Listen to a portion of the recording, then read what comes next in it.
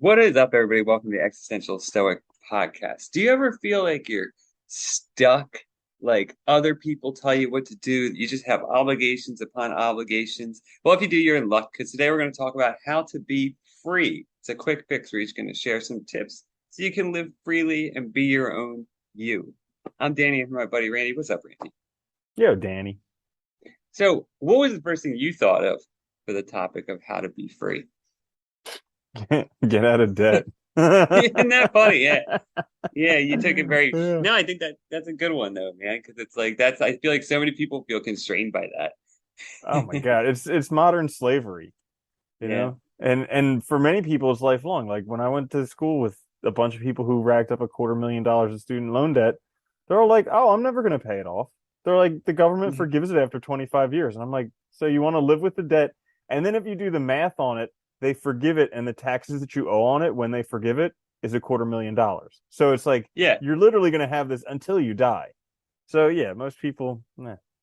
you never get rid of it, and it's funny because it's like, I think that assumption though, like especially in our country, man, that assumption that you're gonna always have it. Like, you know how many times I've talked to people like, well, I'll just roll the rest of my car payment in my new car loan because I'll always have a car payment. It's like, no, you You don't always always have have a to car have one. payment. That's like an Yeah, insane way to think that you I always have to know. have one. Yeah. Uh, All right. So I'm gonna start, even though we kind of already well, I started. already started, so I know. but I'll All right. explain it after you start. Yeah. All right. You did. I'll do. I want to do my first. All right. So my Hmm. first one, because I took this from a different angle, is be responsible. And I think like what I meant by this is like you can't be free until you start taking responsibility for yourself. Recognizing like what you're in control of, what you're not. Recognizing that it's our choices that lead us to certain places in life. That it's our choice to be happy or to be not. I think all of that, recognizing the realm of responsibility of what's in our control is crucial for freedom. Yeah, absolutely. Because once you take control, you completely open up the possibilities for your life. All of a sudden, you're Yeah. not the victim of life. You hold the reins in Yeah. your hand. Yeah, Yeah. that's a good one. So my first one, you'll never guess this, is get No. out of debt. But but yeah, like uh before I started paying off debt, it was just like this oppressive thing on my back. Like I forget what the saying is, the monkey, not the monkey on your chest, but like you're a beast of burden. You're Yeah. just carrying around this debt and it doesn't go away. It's not going to go away on its own, but you just start paying it off and it gets smaller and smaller over time. But debt is crazy because like I I would carry it around all the time where I just couldn't be free because of debt. And it's just like, yeah, get rid of that thing and then you can be more free because then you don't have these monthly payments all the time. And you can No. actually use your money for other cool stuff like helping other people. It's funny. It is crucial. I think starting to take care of it too is always a really hard thing, but once you do, it feels so freeing because you can start whittling it away and seeing progress. And like, I don't know, personally, dude, I don't have any credit cards. Like, I got rid of all of them. And, it's so much better because I know how much I have. I know what I'm working with. There's not this like pretend like, oh, I have this amount of, you know, Hmm. credit I can access, even though it's really not money that I have. So it's better to live within your means Dude, and and it's have control over absurdly high everything. interest rates. I mean, it's like Oh 20 God, plus yeah, percent. it's I mean, it's insane. like it's right around what the national inflation levels are at. So it's like Yeah, crazy. yeah, it is messed up. Yeah. Nice. That's a good one though. I like that one.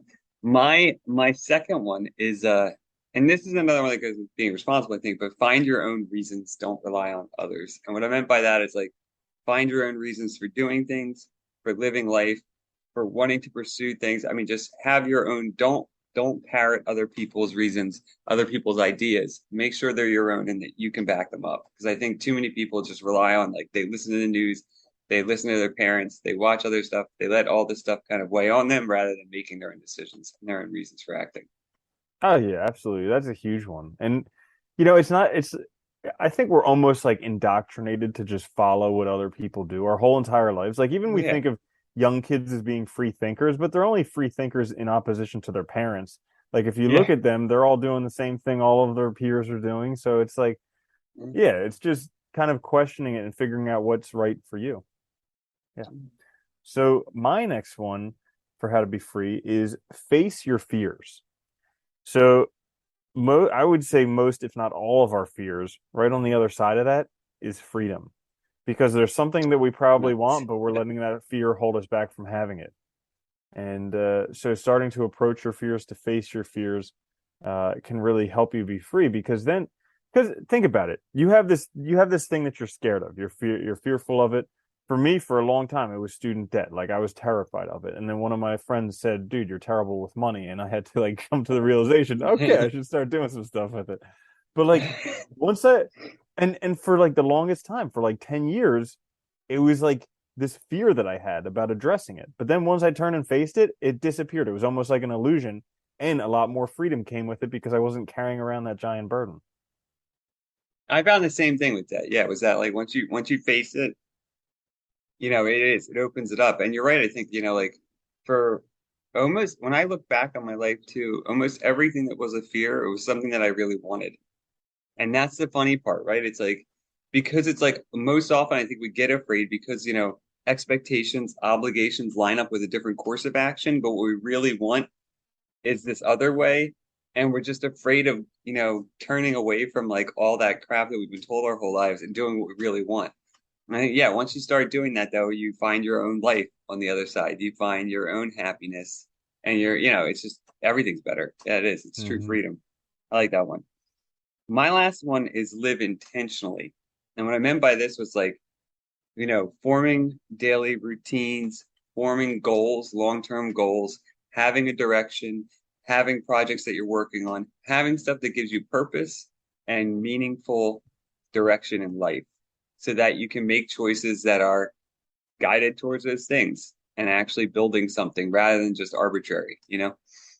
Yeah, that's a great one. And even if you just want time freedom, living intentionally will give you that too, because then you Yeah, can plan to have some free time. You know, yeah, there's something that I've read where it's like never give a person who has all the time in the world a task to do because they'll never get it done. Like yeah, if you want something done, give it to a busy person because they'll know how to yeah. schedule time and get it done. Yeah. Somebody that can actually So manage it. yeah, right. So my last one is question your thinking for how to be free. So this actually comes from I finished reading this book called Loving What Is. It's kind of this four-step questioning process about whenever you have like stress or worry or anything in your life, just a process for questioning that stress or worry, because oftentimes that stress or worry is caused by an untrue thought that we believe to be true. We're actually lying to ourselves, and because we're like caught in a lie, it causes us stress. And so evaluating those thoughts These helps two, us. Papa, I sorry. know, I see, yeah. So like He's evaluating, sitting on a just chair. doing dogs doing the show cameo on YouTube. Yeah.